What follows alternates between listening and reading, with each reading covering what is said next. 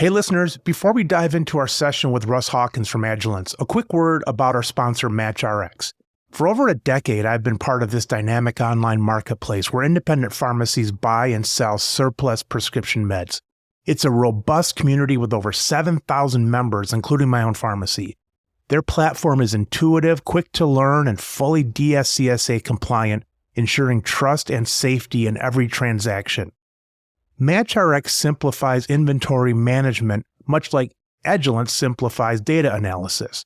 Check them out at MatchRX.com, and don't forget to mention that I sent you.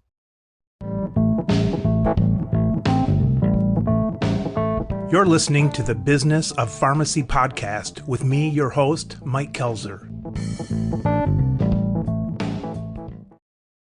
Russ, for those that haven't come across you online, introduce yourself and tell our listeners what we're talking about today.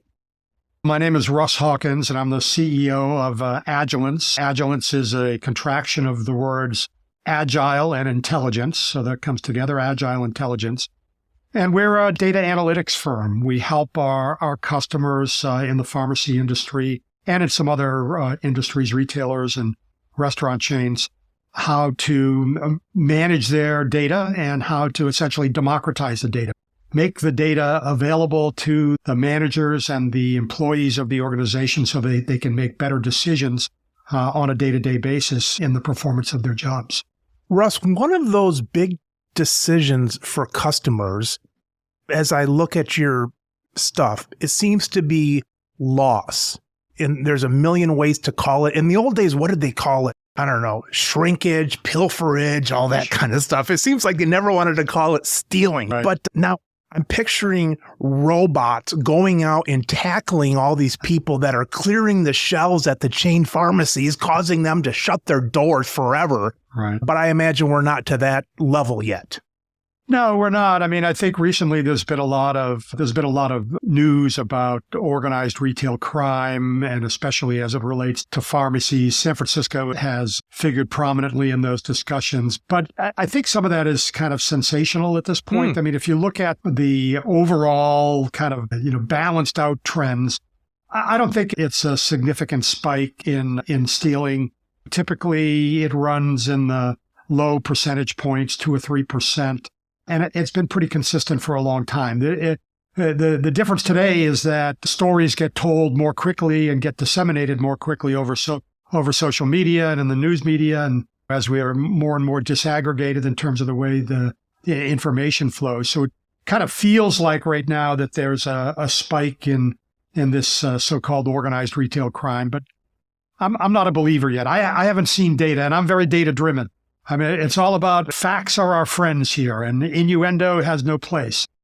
I was told one time, when things stop becoming news, that's when you have to worry. So, for example, it's more newsworthy to show a bus going off a cliff and killing the senior citizens that were going to the casino or something than it is to talk about the thousands of people that died from smoking today and that kind of stuff. And so it's when it no longer makes the news is when you kind of said, oh, darn, that's so prevalent. People aren't even talking about it anymore.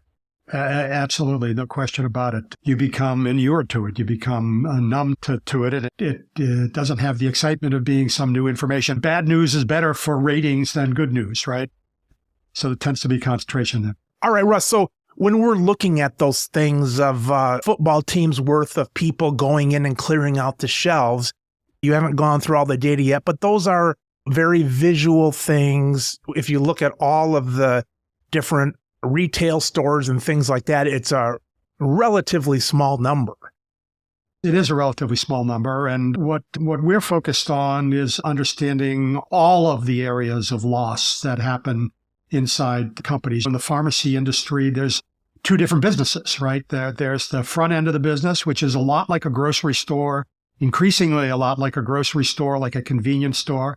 And then there's the pharmacy business itself, which has its own unique kind of problems and, I guess, opportunities for loss. And what's been interesting to me in my personal journey here and in running the company has been how much of loss comes from people, the people inside the company.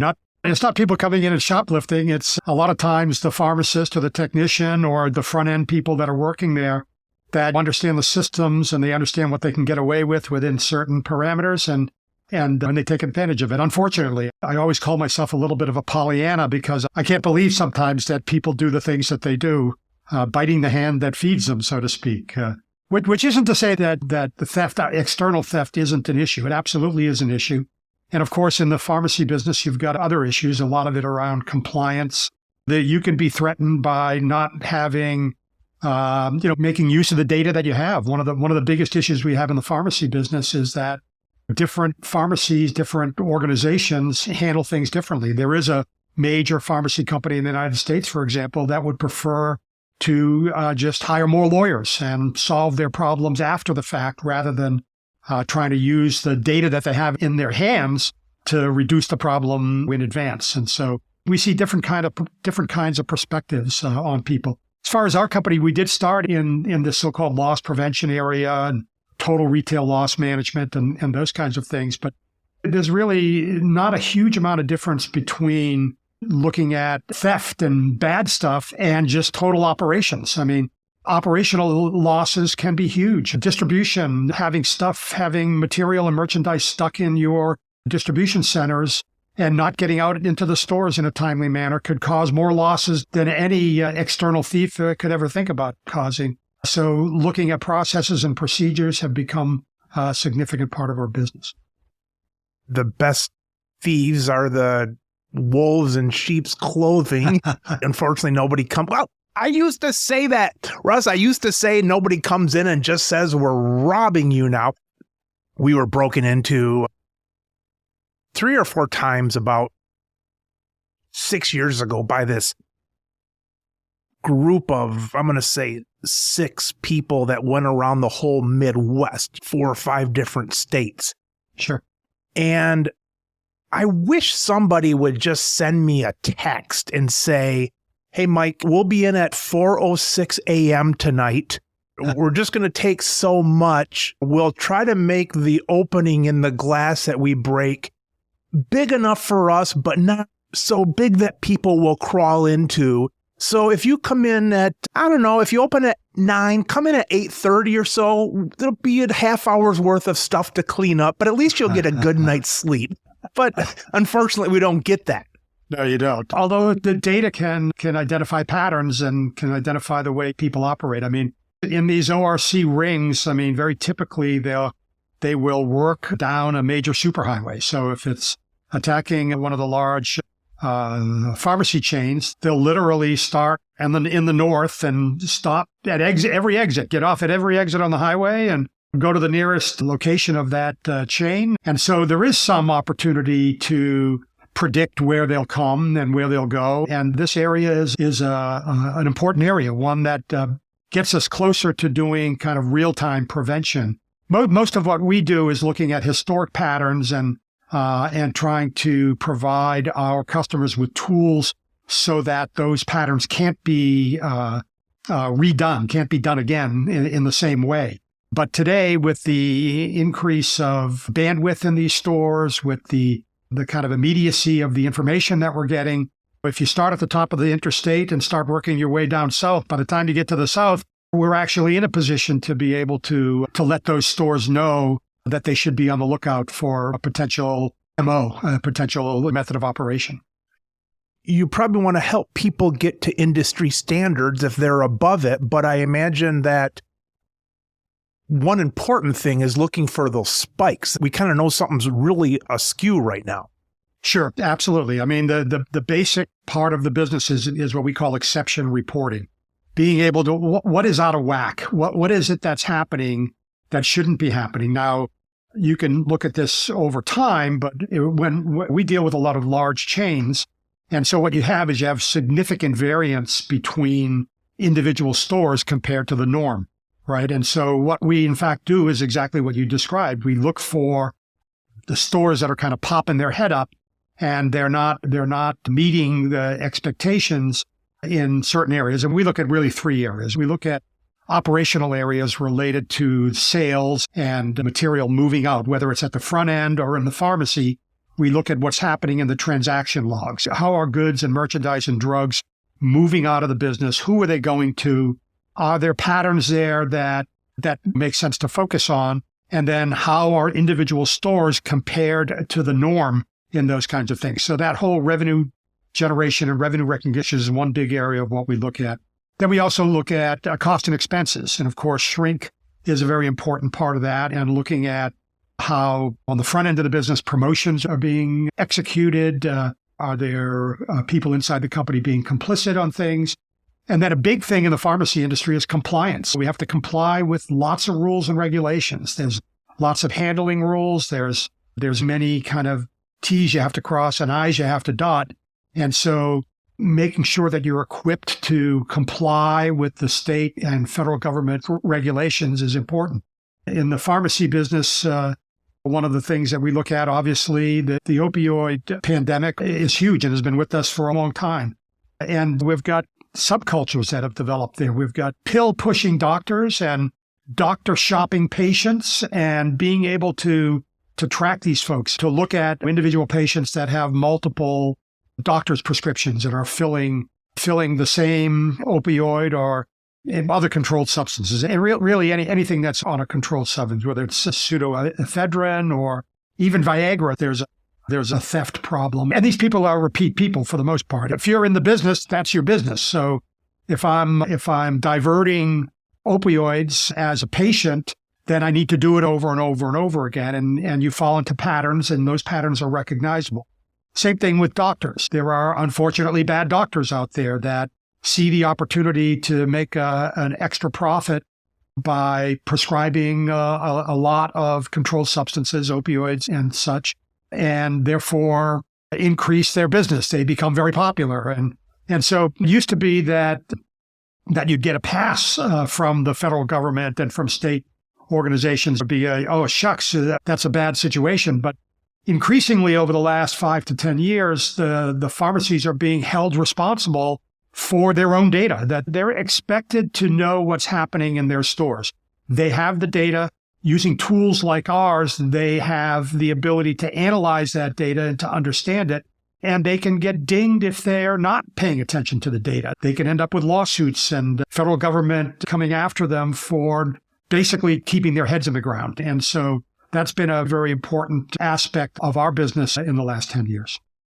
One area that is interesting to me, and maybe you've tackled this issue and successfully tackled it, is 4 or 5 years ago, I wasn't around the store as much. I was sick of it, sick of losing money. I had enough staff, but I didn't want to fire them. And so I just buried my head at home and kind of worked from home, but I shouldn't have done it as much as I did, but I did. And so with that said, I had to get a pharmacist in charge at the pharmacy.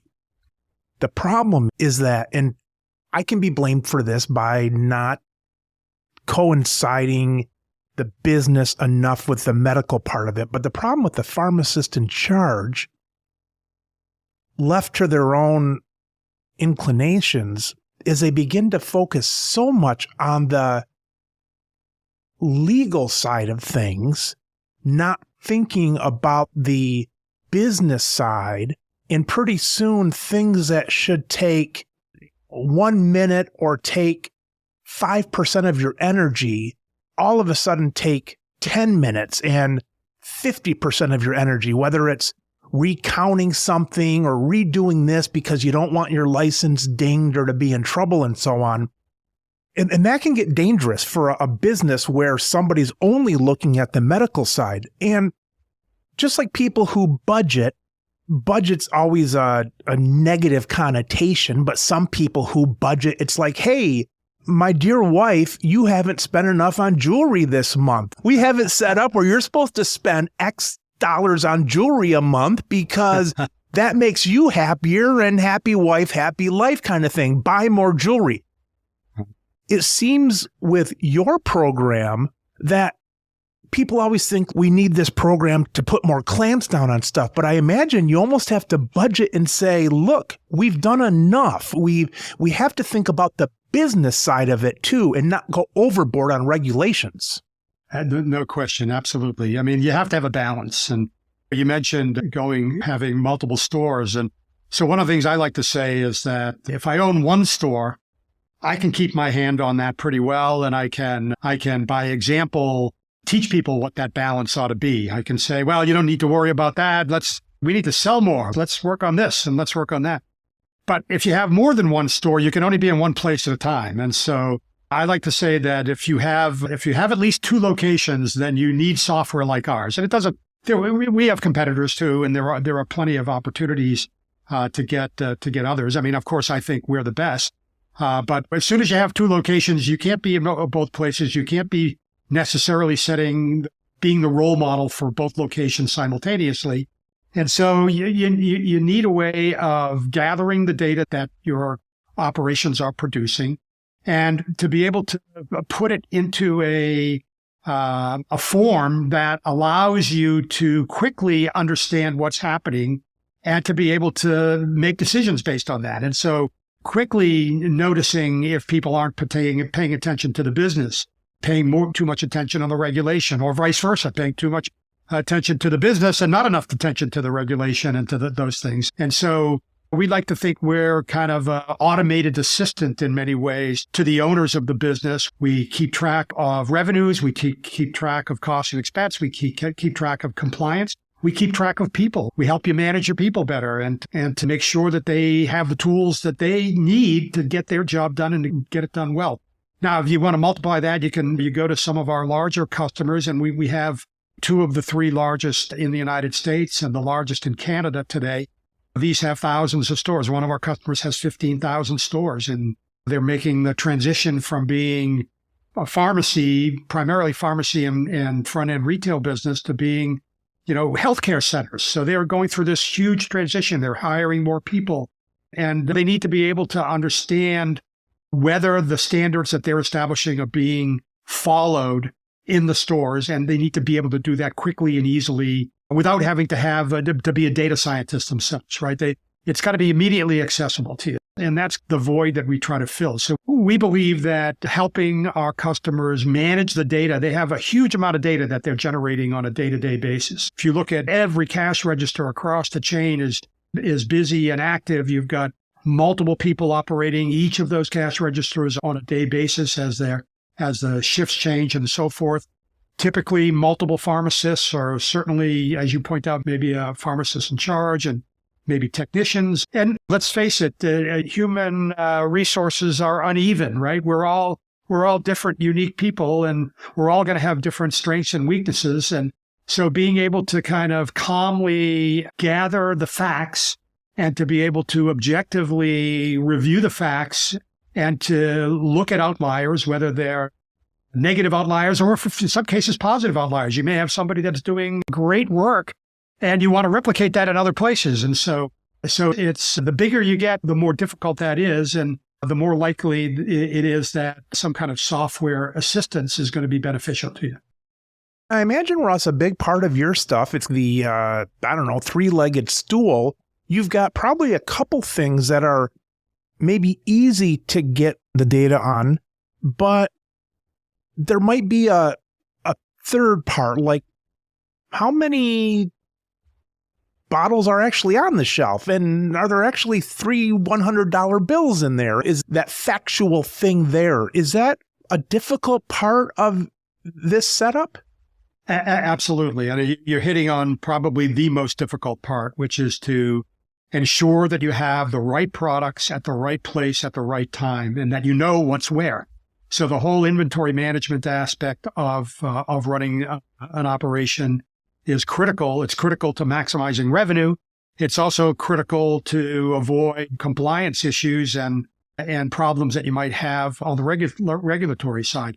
So typically what we do with our customers is we start out with a half a dozen consistent data sets. The first one is the transaction log. So we want to be able to bring in every transaction that happened at every register throughout the operating day in a very granular detail. I want to know what's scanned. I want to know what's entered into the keyboard. I want to know what might be overridden by by an employee or a manager. And so gathering all that is important. So we bring in that to transaction log. If there's and it's not always the case in the pharmacy side of the business, but if there's a website or an e-com aspect to your business where people are entering orders or using a third-party ordering and delivery system, we're seeing companies like Instacart now coming into the pharmacy area. We need to bring in that information. So the so-called buy online, pick up in store, or buy online and return in store are important aspect. We bring in the human resources files, so we know everybody that works for the enterprise or the software knows it. I say we, I'm anthropomorphizing it. I'm making it a personal thing, but it's really the software Absolutely that needs to know where the people are. Right? Russ, it's kind of like when I say to one of my staff, it's, hey, Sally, we need to get this back room cleaned up. We means you. So, yeah, right, exactly. That's exactly right. So, yeah, no question there. So I talked about the transaction logs. I talked about the human resources. When customers have identified themselves and they've formalized their relationship, maybe they're in part of the loyalty program, maybe they're a regular visitor patient that visits the pharmacist. We want to make sure that information is available. We want to make sure that we understand where the stores are. So this gets to the whole issue we talked about driving down the interstate or being able to ring fence a location based on the number of scripts that are written by a particular doctor or something like that. So we want to know the physical location of the stores. Usually most retailers will also have some kind of other identifiers in that. They'll have something about maybe the product mix or whether the store is inside of a Target, let's say, or standalone or wherever it might be. And then finally, the item, what we call the item master. So this is everything that the store sells. So on the front end, it's all of the SKUs that are sold, all of the health aids that are sold in the front, plus increasingly in pharmacies we're talking about mini marts, right? They're talking about food and beverages and those kinds of things. And then, of course, in the back part of the business, the pharmacy side of the business, it's even more important to keep strict control over what's going on. So those 6 things are the things that we typically start with. But to get at the inventory issues, it does require significantly more data. You've got to be able to understand really from order to sale, right? So from the people at headquarters that are ordering inventory, its flow from the manufacturer through distribution centers. We're increasingly having third-party distribution centers now that are in the industry. And then how that gets allocated out to the stores and how that gets managed in the stores, very, very important. Now, typically physical inventories on drugs are done more frequently than the front end of the store. So being able to keep track of the ins and outs and being, if not to get it exactly, to be able to estimate what you've got in the front part of the store and with more precision in the back is a critical part, and it's a very difficult part. So you're absolutely right about that. It's one of the most difficult things to do. And in my opinion, it's one of the ways to guarantee success. As I mentioned earlier, having the right product in the right place at the right time is a critical capability and requirement for any business. And you really cannot do that without some assistance, without some automation in the management of the data that you've got. My brother-in-law owns a bowling alley / bar, and this reminded me of that there's some stuff, whether it's a bottle of promethazine with codeine that a pharmacist takes a swig out of, or whether it's at the bar that as you're pouring shots, you do maybe a few extra for your friends. But they actually had, I don't know if he has it anymore, but they actually had a register system set up where every top of all the alcohol had meters on it. And when you poured it, it would say, all right, an ounce, whatever the amount was has come out of that. And I don't know if they still have it. Yep. No, some people use it. It's a little clumsy and it's a little hard to use sometimes. I think there's been a lot of people that have tried those drink regulatory it's kind of a denial of benefit, right? They're trying to keep, it sends a message to the bartenders that you don't trust them. That's one thing. Well, there you go. There you go. Absolutely. So I think there's been a lot of people that have tried that and then decided that the juice wasn't worth the squeeze. Yeah. I think that was his case. It's interesting you said, though, about the trust and so on, because I had a gal, I probably shouldn't say gal. I had a lady that worked at the pharmacy, and it would really bother her on the financial side because she took care of the daily registers and so on. So just as much as what my pharmacist in charge was maybe spending too much time on the medical side, she would go around and a nickel. Hey, Mike, we don't have a nickel here. I'm maybe exaggerating, but it was small things. And if someone forgot to close the register at night or something, she would have a fit the next day. And I had to calm a lot of that down. But part of it, I'm saying, oh, I'm okay showing a little bit of this act because it lets the team know without implicating anybody, like with a top on the vodka. It lets them know that we're looking for things as small as nickels, when in fact, I didn't give a rat's ass about it. But a lot of it is, it's a very visual thing. And some people you might go negative visual and some people might be positive visual. Absolutely. No question about it. I didn't actually mention that yet. Another aspect of what we do is we typically tie into the local video system if the store has a video system. Now, not all stores do. My estimate would be that about 2/3 of stores in the country have some kind of a video management and video system. Many of these stores have cameras up above the cash registers. You can suffer from having too much video, of course, because if I've got hours and hours and hours and hours of video, how do I determine what's what? And one of the things we're able to do is to provide a synchronization between the point of sale system, the transaction log, and the video system. And so we know what register things are happening at. We can access the video through our application. And we can go directly to that moment when that key was depressed or the card was swiped or the item was scanned. And so we actually started out more of a video company back in the day than we did the data analytics. We've kind of evolved to being experts in the data analytics side. But the thing about video is that there's an awful high volume of video that's produced if you've got cameras over every store. And so one of the biggest problems that we solved when we initially founded the company was being able to make it much more efficient and much more effective for analysts, an analyst sitting at headquarters or somebody sitting like you at your home maybe, and being able to determine what was something to worry about and what was something that wasn't to worry about. One of the things that we found, back to your same point about awareness, people being aware, typically when we go into a new organization, in the first 6 months, we'll find all kinds of people problems, people that have been gaming the system for years, very often to the chagrin and disappointment of the managers and the owners of the business, because a particular associate who's been with the company for 20 years is thought of very highly and highly valued, and only to find out that, yeah, they're highly valued and they understand the way the operation operates so well that they've been able to stay under the radar. And so it ends up being kind of a bittersweet thing for some of the owners where they end up having to terminate people that were previously thought of as being great employees, great associates. And then what happens is after that 6-month period, the volume stops a little bit, right? We find fewer people that are violating the rules, or that, as I like to say, are your silent partners, right? And then the owners of the business start to think, well, am I getting value out of this system? And the value out of the system is just what you described.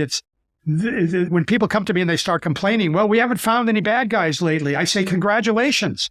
You have fewer bad guys. The system is working. Everybody knows that you have this analytic capability and that you're able to identify things that you were never able to identify before. And so as a result, your business is operating more efficiently and more effectively. Your people understand that they can't game the system, that they're not going to be allowed to be silent partners in the business. And the net result is you're going to have a happier time. They're going to be happier. You're going to be happier. The business is going to be happier. And it's a great long-term benefit. It just looks like things have dropped off in contrast to the first 6 months when we come in, right? We do quite a bit of delivery with our pharmacy, and we picked up a new program that we can basically track the drivers. We see where they're going and so on. And that was a little bit difficult conversation. We didn't get it just for that reason. This also sends out texts and all that kind of stuff. It's a little bit of a tender conversation at first, but I think everybody is more happy. It's all of that thought of, let's say you have a perfect, efficient driver. It's not healthy for them to come in and through some of the questions the boss is asking, hey, he kind of thinks I'm doing something out there, in a wasting way. And then who thinks what and all this kind of stuff. There's a beauty of, who was it? I don't know, in the service or something. It's trust but verify. There's a beauty in that. It was Ronald Reagan. Yeah, I was going to say Ronald Reagan. People always make these quotes on things. Yes, my dad would say it was Ronald Reagan who said, trust but verify. And he said that to Gorbachev. That's who he said it to. There's a beauty in that because it just takes away all the stuff that somebody might be thinking and it lets you relate person to person better, knowing that stuff's probably taken care of. Absolutely. And I think you're absolutely right. And that's the right kind of conversation to have.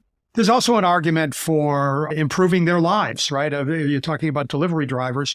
I mean, you want the delivery operation to be as effective as possible. It's not, and now, of course, there is an opportunity to abuse this and to try to wring the last bit of productivity out of people as a result of tracking them. But if you have a balanced business and you recognize that the only way you're going to be successful is if your people are successful. And one of the things I like to say all the time is if you take care of your people, the people will take care of your customers. And if you take care of your customers, the customers will take care of the shareholders, and then the shareholders will take care of the people. So it's a virtuous cycle. It all works to each other. And so positioning some of these, I mean, people often talk to me about 1984 and the eye in the sky, and there is some validity to that if it's misused, it can be a negative. But I like to think of the positives on it. And in terms of delivery, being able to map out routes better is important, right? Being able to help your customers are going to be happy. You're going to deliver things more efficiently. The employee isn't going to have to backtrack and go back to do things again. They're going to be able to systematically go through their route, deliver their material, and get their job done in an efficient way. And while that might increase the ability to have them deliver more product, it's an efficiency and it's a benefit for them because, again, we're taking care of customers, shareholders, taking care of the people. It all works. And for us, this example, one of our main delivery guys is also a basketball ref. So he's got to leave at 3 o'clock during the day. But it's just beautiful because we know exactly down to 2 or 3 minutes how long his route's going to take. And take that stress away from him, knowing that we're not going to keep him till 3:20. He's going to get done at 2:57 or whatever. Absolutely. And it makes him happier to the customer. And the whole thing just is better once you get over some of those humps of 1984. Right. Absolutely. Well, think of parenting. Think of being able to, you need to be home. Your kids are getting out of school. You need to be home. Same kind of thing. Having some certainty about what you're doing and when you're going to be done, and to have that be replicated every day. I think it ends up being, a potential retention benefit, right? And in today's world, given where we are with unemployment rates and all those kinds of things, we need to spend time and energy on retaining the people that are doing our work for us. I know in my business, retention is extremely important, and we spend a lot of time trying to make sure we understand what's motivating people and what might be demotivating them, and trying to develop our processes and systems in a way that demonstrates to them that they're valued and that they're valuable to the organization and that we want to work together. We're engaged in a group effort here. We're trying to achieve goals together. And the only way we can do that is being open and transparent about what our goals are and how we develop and manage our processes. Russ, when I think of your company, then I think of 3 pools. All right, you've got an employee that's trying to do something nefarious. Then you've got someone in the middle who's just maybe not paying attention. They're not as tight as they need to be and so on. Then you've got somebody who maybe is using too much paper towel or leaving the door open and so the heat gets out, just human nature kind of things. If you take that pool of things, is 80% of it in the first two pools, or is it split by thirds? Or where would you say, I know you can do anything, but what's the human endpoint you're trying to tackle, let's say? Well, I would say it's 80% number 2 and number 3, which are trainable. Is that right? Those are absolutely. The thing about it is that the bad guys get all the press, as we've already discussed. It's not as fun to talk about shutting the door on time. Absolutely. And it's not as fun to talk about how you're redoing training rather than tackling people in parking lots, right? Which I don't advise, by the way. No, let them take no. it. Let them take it. Let them take it. Let them go. Just learn from that experience and don't let it happen again the next time. But yeah, I as I think I mentioned when I first came into this business, and now it's quite a while ago, 2008. I was at first blown away by how many bad guys there are out there inside the company. Inside the company. Forget about people that are coming from outside the company, people that are biting the hand that feeds them. I was really kind of disappointed about it. But over time, what I've learned is that a lot of it is not intentional. It's not people trying to do things or trying to be your silent partner. It's people that don't understand that what they're doing is wrong. I mean, I look at promotions and discounts, for example, right, on the front end of the business. A lot of times you can have multiple promotions running at the same time, and there's an expectation for those marketing people that have created these promotions is an expectation for how that thing will happen at the point of sale. If I use promotion A, I can't use promotion B, or if I can use both of them, I apply one first and another one the second time, and not vice versa, not the other way around, which can lead to aberrations. And so a tremendous amount of what we identify is process changes or process problems that need to be addressed, that once they're addressed, they can be endemic. They can be taught to everybody. You can train people on a continuous basis about what went wrong. You know when that door was left open. And in fact, the doors are actually becoming a big thing for us these days. There's the traditional way of managing door open and closures, which is a very electronic way of doing it, where you got to pay ADT, all kinds of money to wire up every door and and then put it back to a central signaling location. Increasingly, we're seeing video being used for the same thing. So video analytics, strictly noticing when a door isn't shut for a period of time, setting a notification up into our software and making that available for people without all of the wiring and all the other things that have to go on. You're using your existing video infrastructure to solve another access control problem. And one, yes, certainly it's heat getting out the door, but open rear doors are a place where material walks out as well. Absolutely. So being able to keep track of that in a closer to real-time basis, it can be an important benefit for stores. Talking about the promos and stuff, I'm at Kohl's with my wife, and we're buying me a sport coat because I got to go to my niece's wedding. So I'm pissing and moaning. I'm all hot and sweaty and stuff because things aren't fitting me. And so we go up front and check out, and it looked like my wife and this very nice gentleman who was at the register, it looked like a drug deal going down. My wife's, okay, here's 40% this, and now do I get the cash back on this? Well, no, but if this was this sale and this and that. And I walked out with my head spinning, but for my wife, if that didn't happen, it would feel like somebody going through, let's say, Mexico or something and not dealing with somebody. It just didn't seem natural just to go in there. And I get scolded if I ever go into some stores, and if I didn't use the 40% off something, you never buy at retail, that kind of thing. You and I have similar experiences there and sound like similar wives. My wife wants to get every possible discount she can get, and she wants to get every promotion. And she, in fact, does get mad at me if I'm not equally attuned to making that happen. And my wife's she's not terribly frugal, but when you are there, you've got to play the game.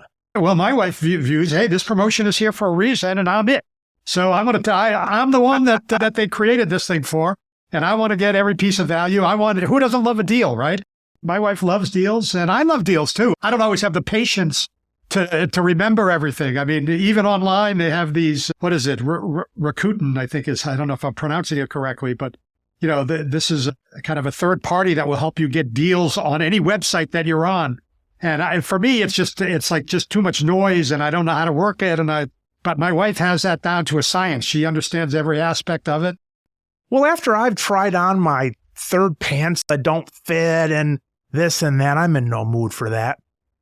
Russ, when you and your team are dealing with leaders, let's say CEOs, what feeling of a CEO is the hardest to sell to? For example, if somebody said to me, Mike, you could do better on this thing at the store, maybe I'd get offended. Not trying to, but let's say I get offended. If somebody said, we're going to help people not break in at 2 a.m, well, maybe I'm not offended because I have nothing to do with that. I can't control. I have no pride in that.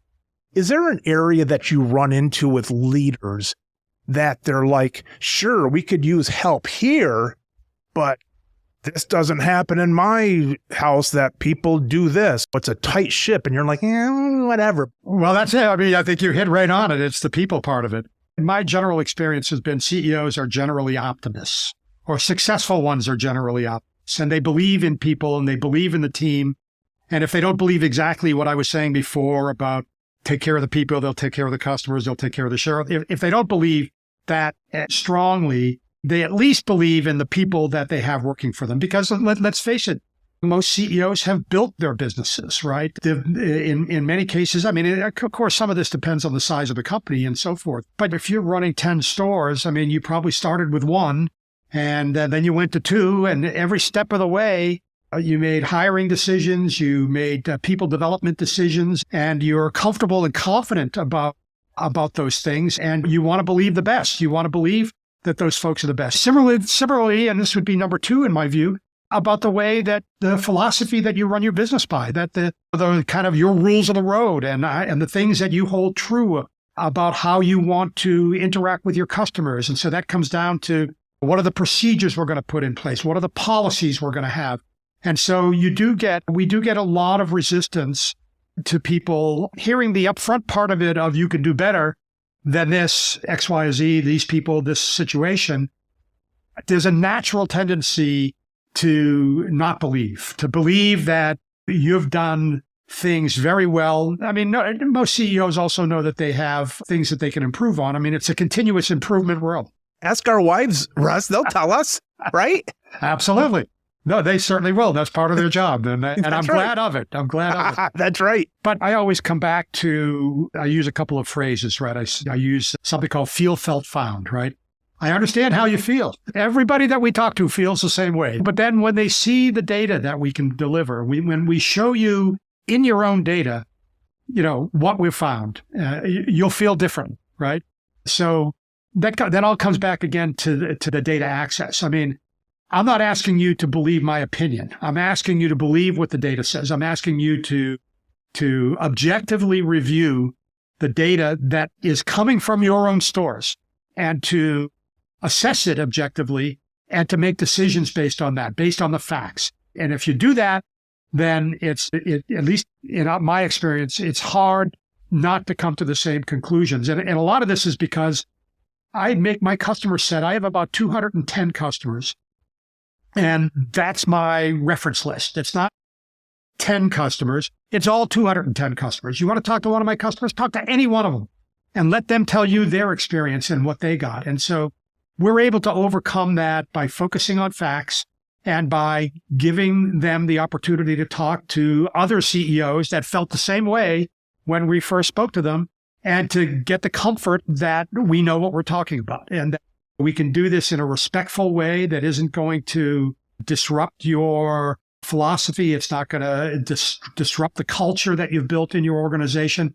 In fact, if we're going to do it right together, we're going to work together. We are on the same team. We are going to work together to try to improve the culture that you've got and to make it one that's beneficial to everybody, beneficial to the people, beneficial to the customers, beneficial to the owners. thinking about the data. A lot of people, they don't know how to look at the data, and they might not even know what data to look for. It makes me think of Steve Jobs when he said that some customers don't know what they want. If you did a poll of what people wanted back in the mid-'80s, nobody would say, I want a thing the size of a deck of cards that fits in my pocket and carries 10,000 songs. People didn't want that. They wanted DVDs that didn't skip, and they wanted that kind of stuff, better 8-tracks, all that kind of stuff. Until more experience and depth in the category comes along. They're not even aware of the data that they throw off. In many cases. A lot of it they throw off. I mean, there's a huge amount of data generated in businesses, and this is a recurring problem for everybody. Well, we were talking ourselves in our own company last week about, we had a strategy meeting, and we were talking about how do we explain to people the benefits of what we do, and how do we capture the use cases and the value propositions that we deliver. We know we deliver them. We know our customer success team and our sales team hears it every day from our customers about what benefits we're delivering to them. We need to do a better job of gathering that up and making it available to our salespeople and making it available to our customers. One of the things we try to do, by the way, is to think of ourselves as a community and to think of our customers as a community. So we have a thing called the water cooler. It's a virtual water cooler. Well, I've already told you that we're headquartered in the cloud. Of course, we have a virtual water cooler. Right, exactly. So the idea is we don't need to be there. This doesn't need to be moderated by Agilence or by the company, but we want to create a place where people can put it out there into the community and say, hey, I got this problem. How do I solve this? We've got a bunch of pharmacies. We've got a bunch of shoe companies. We've got a bunch of grocers. No matter how unique you think of your business, and most people think their business is unique and that they've got a culture that's unique, but a lot of the issues and opportunities are the same within the same segment and the same industry, of course. And having a way to share that in a non-confrontative, a non-critical way, I think is great. And it's one of the things that we try to do. And it's been one of the keys to our success. I like to say that customer success is our success. The only way I'm going to be successful is if my customers are successful. And we want to continue to learn from each other. We want to put it out there. I've learned more from my customers than my product managers have brought to the table. As a matter of fact, one of the main things I want in product managers is I want them to be good listeners. I want them to get out in front of the customers. I want them to talk to them. I want them to learn how we're solving problems and how we're helping them exploit opportunities, or how do they improve their businesses. And then we want to share that with everybody else, right? And that really works. It really works very well for us. And so if you're a CEO and you have some doubts and you think that maybe what I'm saying is too good to be true, then let me let you talk to some other folks and I'll let them tell you how great it is and how their business got improved by working with us. It's been very effective. On that same line of thinking, Pharmacy's kind of weird accounting because of the DIR fees that come out of the back end and things like that. And so we had an accountant for years, and as things started getting hairier with the PBMs, with all their sneakiness, it was hard for me to explain what the hell was going on to our accountant because they couldn't believe a lot of this stuff. We're going to have some expenses come out 7 months from now, and we have no idea how much they're going to be, that kind of thing. What was very valuable for us was the cloud, because a couple years ago, I kept my personal stuff with these accountants, but the pharmacy stuff were with a company that, I don't know, I'm going to guess 50 or a couple hundred pharmacies or something. But now my accountant is teaching me the industry standards, or at least using them for the books, instead of me trying to explain what's going on to an accountant that sees pharmacy stuff 30 minutes a month kind of thing. Right. Absolutely. I mean, it's a big deal. It's a huge deal. It's part of our story. I mean, we look at this stuff every day across 210 customers. We're looking at the same things over and over again. Yeah, there's some uniqueness in certain businesses. As I mentioned, many businesses think that their culture is unique, their customer is unique, and in many cases they are. But a lot of the underlying fundamental kind of rules of the road, the things that you're talking about in terms of accounting, in terms of dealing with the government regulation, dealing with PBMs, dealing with the evolution of the industry. That's going to be the same from organization to organization. And so an expert can help you navigate that stuff the most efficient and most effective way. We can't all learn everything as we go along. No. And where are you going to learn it? You can't learn everything because it's not out there until you're talking to other people. There's no research on those kind of things that's in print. You need that access. Russ, I imagine, I'm just out on a limb here, I imagine that AI is pretty cool for you because thinking about, like my Google doorbell, I can tell it to only look in this square area. So I was thinking about the video stuff that you were talking about. And I know I was just reading last week that they can say that, what the hell was it? It's something like AI can listen to somebody talking for 1 minute and have an 80% success rate of picking out that they have diabetes, like maybe something with the vocal cords or something like that. So just amazing stuff happening. But when I think of you talking about what the video can do and stuff, it's not a human eye seeing it and kind of deciding. Everything's digitized. When the whole AI thing is not speaking from an artist's view to a computer, it's like the computer's already turned all that stuff into accessible data. No question about it. There's a real revolution going on. There's a consultant that I know that says we're in a Gutenberg moment.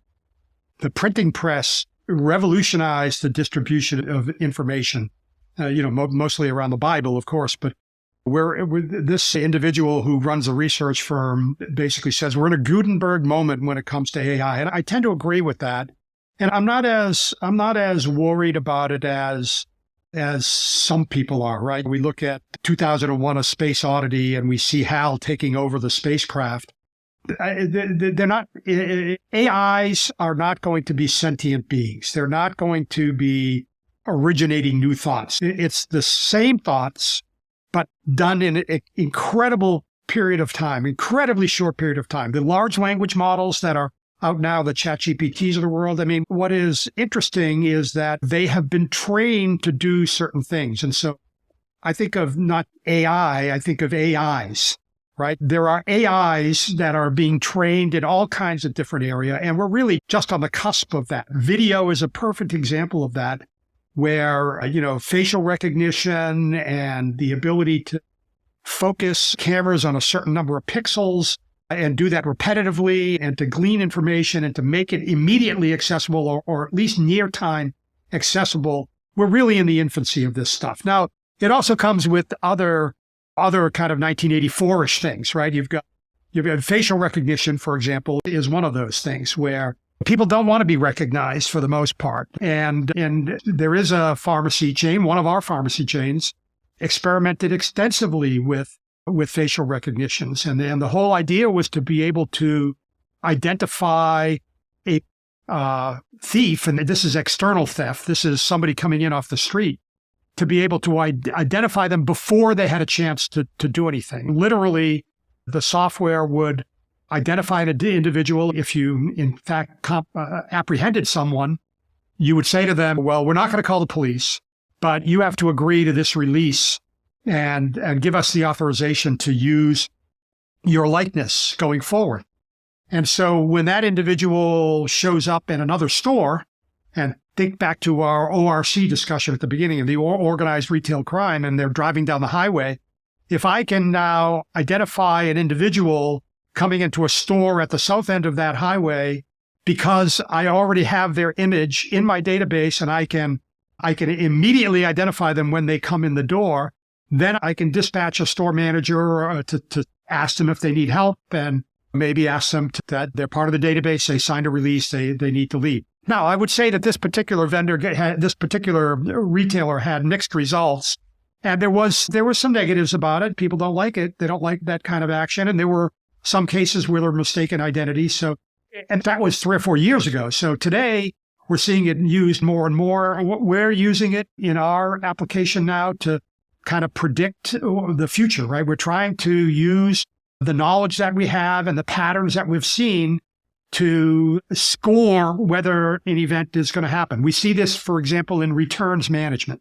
So if you've got, and it's not so much in the back end of the pharmacy, and actually pharmacies probably aren't the most able to use this kind of technology. But if you think of people that are buying material and then returning it for cash, well, I guess some of the pharmacies have this issue.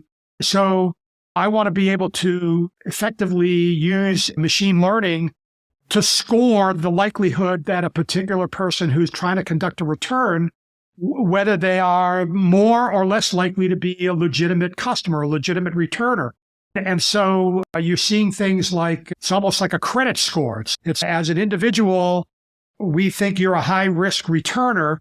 And so we're going to modify our return policy to say that we can identify you and we can say that we'll allow this return to happen, but we want you to know that moving forward, we're going to be reluctant to accept returns from you. This is and this would be, obviously, you want to be careful about that. You don't want to do it to a good customer, right? But we're seeing that play into a number of different ways. We have a thing called DNA score, which can be applied to anything. It can be applied to a process. It can be applied to a product. It can be applied to individual or a store. And what it says is, I want to take a large number of variables, and I want to bring them together to try to predict whether this process will fail, or this product is more likely to go out of stock, or this product is more likely to cause a problem, or this individual or this store, and to be able to, in fact, get ahead of the curve, be aware of what the potential problem is, and to get that store manager apprised of the situation. And we use an alerting function to do that. We say, hey, you've got this situation evolving in your center store, and you ought to be aware, take these following steps. And it becomes almost a workflow thing for us, where we're able to identify processes that are likely to fail, get the management team involved in it so that they can curtail it and avoid the problem before it actually happens. We're seeing more and more of those kinds of applications of AI, and we're trying to do more and more ourselves. So I would say at this point, we're only touching the surface. We're just scratching the surface in terms of opportunity there. There's a entrepreneur guy I watch online, and he was kind of joking about how so many people say they don't want Big Brother looking and things like that.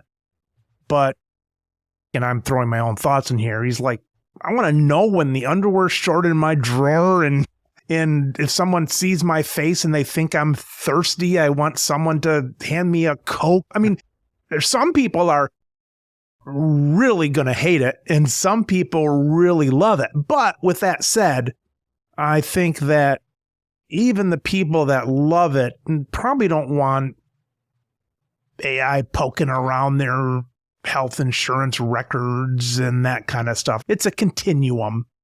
They definitely do not. And of course, you see this today in the search area and just online, and the amount of data that Google is collecting and what they've got available to you. There are some people that love that. Yeah, I want the product recommendations. I want you to tell me that other people looked at this and other people looked at that. And I do think that the number of people that don't want that is relatively small. Now, I'm one of them, and my chief technology officer is definitely one of them. He's the most risk-averse person that I've ever met. But the vast majority of people in the world, they want the convenience. They're good people. They have good hearts. They're not trying to game anybody. They're not trying to screw anybody. They see it as a convenience and as a benefit for systems to anticipate their needs, get them that water when they're thirsty, give them this option to purchase something that maybe they wouldn't have thought of. And I think that's going to continue. I'm going to probably still be in the other group, though, the ones that don't want to get tracked. But sure, the average person, I mean, the reality is that if you're not a ne'er-do-well, if you're not trying to game the system, then these things can be very positive for you. This can be something that is very beneficial. Russ, what is a part of your week that you don't like to do for the company? I know you got to be careful because of the investors and all that, but what part, either an hour, day, what part don't you like? Well, I have a general answer to that, which is of my own doing. So what I like to do is to concentrate. We're in the cloud now, as I mentioned. So one of the things I've lost, I didn't mention this when you said, I mean, I lose the interaction with the people that report directly to me. So I have a team. I have a chief revenue officer, a chief technology officer, a product person, a marketing person, a finance person. And I don't have that I can just drop in kind of thing. So that's become a formalized thing. So every Monday now, I have a series of calls. I have a 1 hour kind of one-on-one session with each of my managers. And I could probably solve this by breaking it up into multiple days. But I really hate Mondays because by the time Mondays are over, I'm exhausted because I've talked so much and I've learned so much and I've taken so many action items that it's a little bit overwhelming. Now, the good side of that is for the rest of the week, I have the confidence of knowing that I know what's going on and I can spend the rest of the week actually delivering value to not only my team, but I can also deliver value to my owners. We're a private equity backed company. We were venture capital backed, and then a private equity firm acquired us 2 years ago. And so I have bosses just like anybody else. I'm the CEO of the company, but I'm doing the bidding of the owners of the business and I'm trying to improve their lives. And that brings me back to the virtuous cycle that I talked about before. But Mondays are not much fun. Yeah. Well, that's part of the reason I do this show. I come out every Monday morning at midnight on the East Coast. And so it's fun because I know that's a positive thing I get to focus on coming out instead of negative. And I hope it's a little bit of treat for somebody going in on a Monday morning to say, well, let's relax a little bit and chit chat before we're just jumping into this stuff. Yeah. I talked to a guy last week. He was talking about mergers and things like that. And he was just talking about the after lunch, that after these mergers, when things get kind of tense, they'll often have a nice big lunch, or maybe that's symbolic of shooting the crap back and forth and getting back into a rhythm instead of having all this business stuff. And I think what I missed when I did some talking with my staff online from COVID was I think I missed that afterwards of a conversation where you get back to life again. It might be as something as simple as after you've had a little bit of tension, and if it hasn't culminated in a real positive thing at that point, it's something like, hey, so you think the Lions are going to pull it off tonight on Monday Night Football? Something like that, which just is a little bit of a afterwards that you don't always get. It'd almost be like if I was talking to somebody through video, it's almost like I wish that I would run into them out in my hall and I could just say, hey, just something to lighten that tension if there was from a conversation. I think that's what I would miss if I did too much of that. Yeah, I think that is one of the things that I miss tremendously. I mean, being able to just casually have a conversation. One of the things I've started to do is whenever I have my one-on-ones or a meeting is I take the first few minutes actually to just talk about, I talk a lot about dogs. Oh, I have a dog and I've had dogs my whole life and I like dogs and I enjoy walking my dog, and many of my team members have dogs. So we talk a lot about dogs. Hey, how's your dog doing? What's going on? What's going on with Milo? What kind of dog do you have? I have an Irish Doodle. Irish Doodle. So it's an Irish setter and miniature poodle combination. I'm thinking of Annie when you say that, like she's going to be singing all the orphan songs. Yeah. That's a look I'm picturing, a curly redhead. Yeah, that's right. That is what it's like. She is a redhead and she's a bundle of energy and she loves. I had 3 criteria. I've had dogs my whole life. Most of them have been mutts.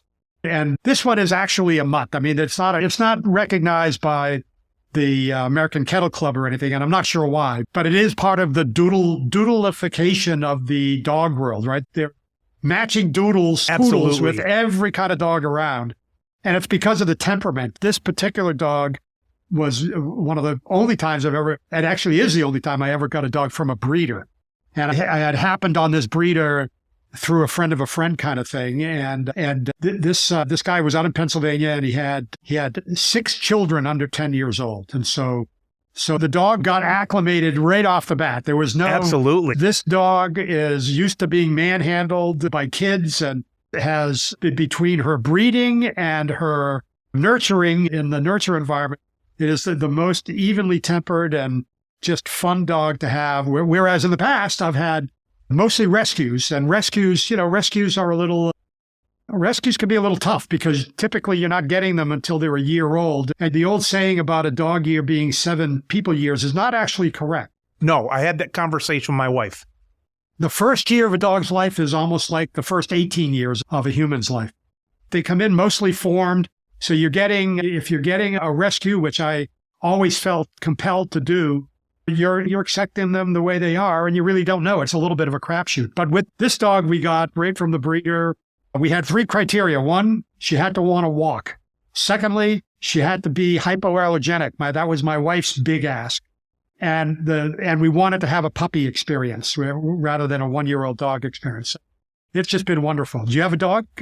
First of all, I tried to explain to my wife and one of my sons last week that our 4-year-old black lab, I tried to explain to my wife and my son that our 4-year-old black lab is actually 54 years old. Right. And they were like, no, she's 28. So she had her first cycle when she was 7 years old in human years. I'm like, no, she's 54, but they didn't buy it. But I'm with you, Russ, on that. Now, Russ, I got to back up just a second. When you say temperament, is that the poodle temperament? Yes, the poodle temperament. We had a toy poodle and she was blind and her teeth were gone on one side, so her tongue always hung out in her back. She had all these, excuse me, listeners, but she had all these dog warts on her back. And I pictured maybe with her blindness, she was trying to give a braille message to somebody who would pet her or something like that. It was just a bad thing.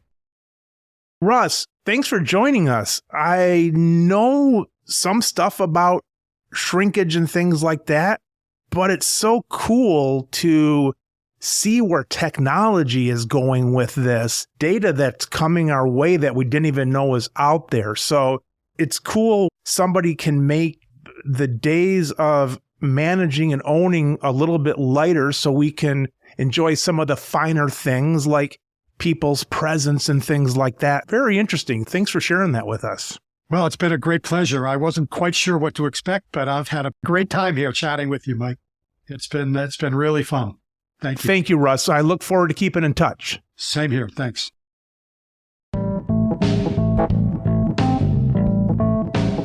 You've been listening to the Business of Pharmacy podcast with me, your host, Mike Kelzer. Please subscribe for all future episodes.